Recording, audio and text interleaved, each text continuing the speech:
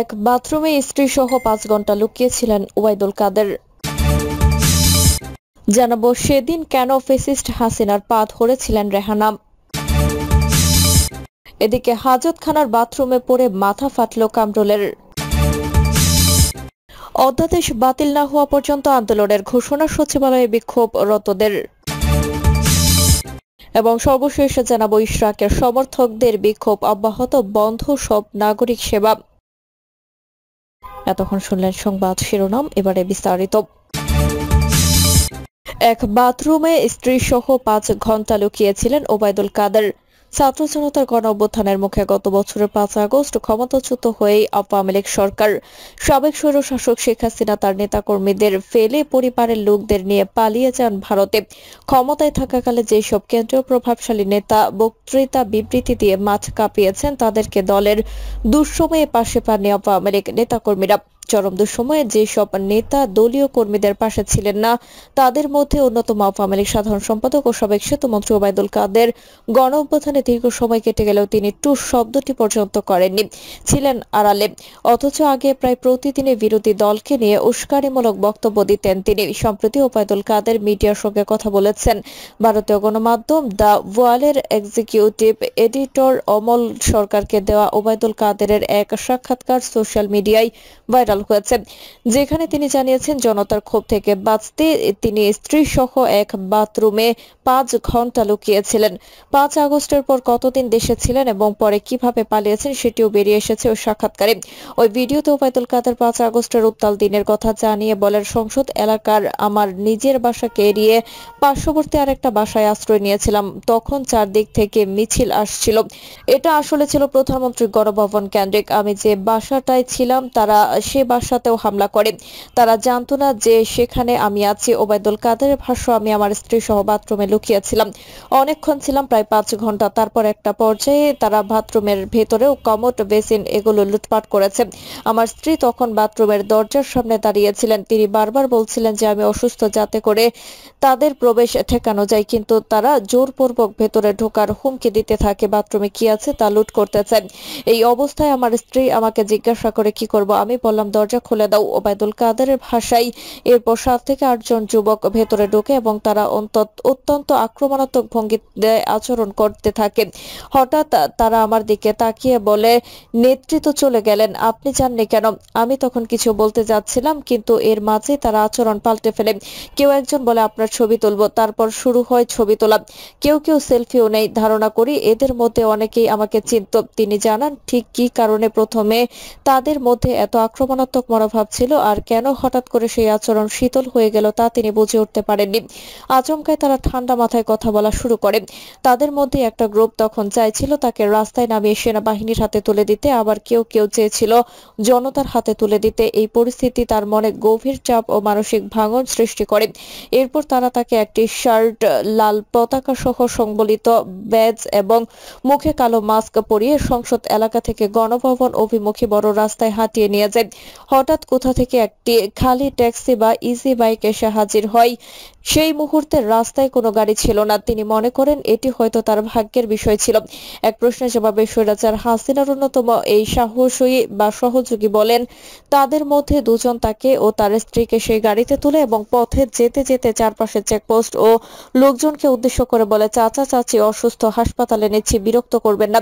এভাবেই তারা তাকে অনেক দূরের একটি জায়গায় নিয়ে যায়। তিনি বলেন, ভাবতেও পারেনি যে যারা কয়েক মিনিট আগে বাথরুমে জোর করে ঢুকেছিল তারাই আমাদের এভাবে রক্ষা করবে।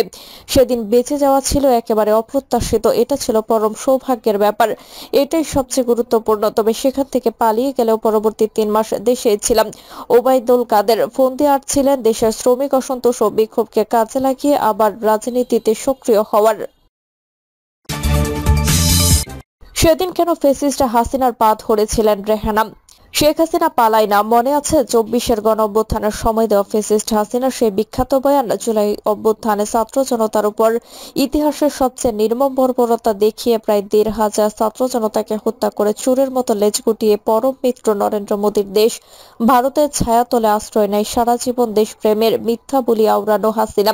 সেই সময় তার সঙ্গী বোন রেহানা বা শেখ রেহানা কিন্তু পালানোর আগে হাসিনার পা ধরেছিলেন রেহানা, করছিলেন আকুতি মিনতি। রেহানা কেন পা ধরেছিলেন হাসিনার, কি সেই রহস্য? এবার বেরিয়ে এসেছে বেশ কিছু চাঞ্চল্যকর তথ্য। সম্প্রতি আন্তর্জাতিক অপরাধ ট্রাইব্যুনালের এক তদন্ত প্রতিবেদনে উঠে এসেছে হাসিনা পালানোর সময়ের বেশ কিছু তথ্য। রোববার 25 মে ট্রাইব্যুনালের চিফ প্রসিকিউটর তাজুল ইসলাম বিচারকদের সামনে লিখিতভাবে এই প্রতিবেদন পড়ে শোনান। এই প্রতিবেদন থেকে জানা যায় ফ্যাসিস্ট হাসিনা শেষ সময়েও তার পরাজয় কিছুতেই মানতে পারছিলেন না। ক্ষমতা টিকিয়ে রাখতে আরো মানুষ মারতেও দ্বিতীয়বার ভাবেননি তিনি। শেষ পর্যন্ত 5 আগস্ট ছোট বোন শেখ রেহানা ফ্যাসিস্ট হাসিনাকে পদত্যাগের বিষয়ে অনেক পীড়াপিড়ি করেন। এক পর্যায়ে তার পায়ে ধরে অনুরোধ করেন পদত্যাগ করতে। মূলত ফ্যাসিস্ট রেহানার পা ধরে অনুরোধ করা আর বিদেশে থাকা পুত্র জয়ের অনুরোধে হাসিনা শেষ পর্যন্ত পদত্যাগে রাজি হন। এরপর দ্রুততম সময়ে পদত্যাগ করে সামরিক হেলিকপ্টারে করে গোপনে বোন রেহানাকে সঙ্গে নিয়ে দেশে ছাড়েন তিনি।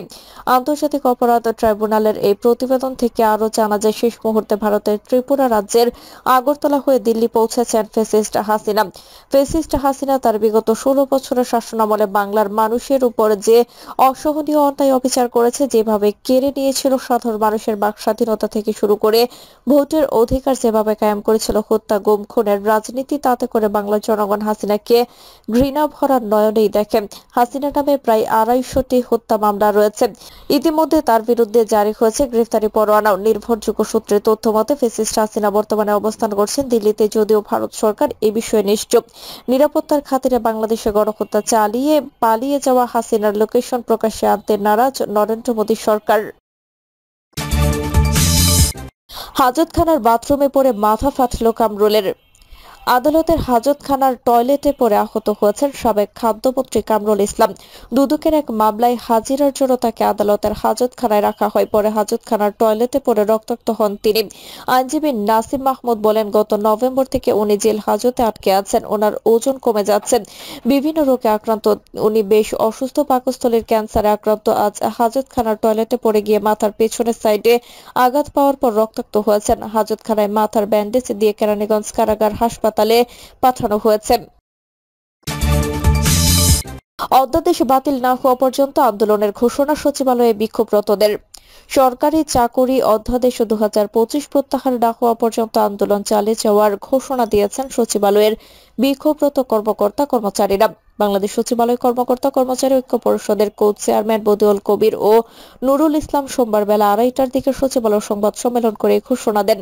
আজকের মতো কর্মসূচি স্থগিত করা হয়েছে। আগামীকাল মঙ্গলবার সকাল 10টায় বিক্ষোভ শুরু হবে বলে জানানো হয় সংবাদ সম্মেলন থেকে। যতক্ষণ পর্যন্ত অধ্যাদেশ বাতিল না হবে ততক্ষণ আন্দোলন চালিয়ে যাওয়ার ঘোষণা দেওয়া হয়েছে সংগঠনের পক্ষ থেকে। সরকারি চাকরি অধ্যাদেশ 2025 বাতিলের দাবিতে টানা তৃতীয় দিনের মতো আজ সচিবালয়ে বিক্ষোভ করেন বিভিন্ন মন্ত্রণালয় ও বিভাগের কর্মচারীরা। এই অবস্থায় বিক্ষোভরত কর্মচারীদের সঙ্গে বসার কথা ছিল আইন উপদেষ্টা অধ্যাপক আসিফ নজরুলের, কিন্তু সেই বৈঠকটি আর হচ্ছে না। সোমবার বেলা 2টায় সচিবালয়ে বিক্ষোভরত কর্মচারীদের সঙ্গে আইন উপদেষ্টার বৈঠক হওয়ার কথা ছিল। আইন মন্ত্রণালয় সূত্র বিষয়টি নিশ্চিত করেছিলেন। এরপরে জানা যায় রাষ্ট্রীয় গুরুত্বপূর্ণ কাজে ব্যস্ত থাকায় বিক্ষোভরত কর্মচারীদের সঙ্গে বসতে পারছেন না আসিফ নজরুল। এই কারণে বৈঠকটি বাতিল হয়ে যায়। এর আগে এদিন বেলা 11টার দিকে সচিবালয়ের বাদামতলায় এসে জড়ো হন কর্মচারীরা। পরে পূর্ব ঘোষিত কর্মসূচি অনুসারে তারা বিক্ষোভ করেন। সরকারি চাকরি অধ্যাদেশ 2025 অধ্যাদেশকে নিবর্তনমূলক ও কালাকানুন আখ্যায়িত করে তা প্রত্যাহারের দাবি জানান কর্মচারীরা। তা না হলে আন্দোলন চালিয়ে যাওয়ার ঘোষণাও দিয়েছেন তারা। বিক্ষোভে অংশ নেওয়ারা বলেন, কালাকানুন যুক্ত করে প্রণীত অধ্যাদেশ কেউ মানবে না। 1979 সালের সরকারি চাকরির বিশেষ বিধান ইতিমধ্যে দেশের সর্বোচ্চ আদালত বাতিল করেছে। এই বাতিল বিধান পুনরুজ্জীবিত করার মানে নতুনভাবে বিতর্ক তৈরি করা। বর্তমান সরকার সেই কাজটি করেছে। এর ফলে কর্মচারীদের অধিকার খর্ব হবে, তারা কর্মকর্তাদের রোষানলে পড়বে। কাজেই এই অধ্যাদেশ বাতিল করতে হবে, অন্যথায় যে কোনো মূল্যে এটা প্রতিহত করা হবে। প্রয়োজনে তারা আইন মন্ত্রণালয়ের সব রুমে তালা দেবেন বলে ঘোষণা করেন। ইশরাকের সমর্থকদের বিক্ষোভ অব্যাহত, বন্ধ সব নাগরিক সেবা। ইশরাক হোসেনকে মেয়রের দায়িত্ব দেওয়ার দাবিতে ঢাকা দক্ষিণ সিটি কর্পোরেশনের নগর ভবনের সামনে আজও অবস্থান কর্মসূচি চলছে। নগর ভবনে বন্ধ রয়েছে সব ধরনের নাগরিক সেবা। এতে ভোগান্তিতে পড়েছে নগরবাসী।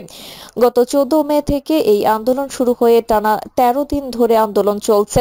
মাঝে দাবি পূরণের জন্য 48 ঘন্টার আলটিমেটাম দেওয়া হয়। এরপর আবার আন্দোলন শুরু হয়েছে। সরেজমিনে গিয়ে দেখা যায় নগর ভবনের ফটকগুলোই এখনো তালা ঝুলছে। ঢাকা দক্ষিণ সিটি কর্পোরেশনের শ্রমিক কর্মচারী ইউনিয়ন ও ঢাকাবাসীর ব্যানারে ইশরাকের সমর্থকেরা নগর ভবনের ভেতরের ফটকে অবস্থান নিয়েছেন। কিছুক্ষণ পরপর নগর ভবন প্রাঙ্গণে মিছিল করেছেন। মিছিল শেষ হলে নগর ভবনের সামনে অবস্থান নিয়ে আবার স্লোগান দিচ্ছেন। প্রিয় দর্শক, এই ছিল এখনকার সর্বশেষ সংবাদ। আপডেট সব সংবাদ পেতে চ্যানেলটি সাবস্ক্রাইব করে বেল আইকনটি ক্লিক করে রাখুন।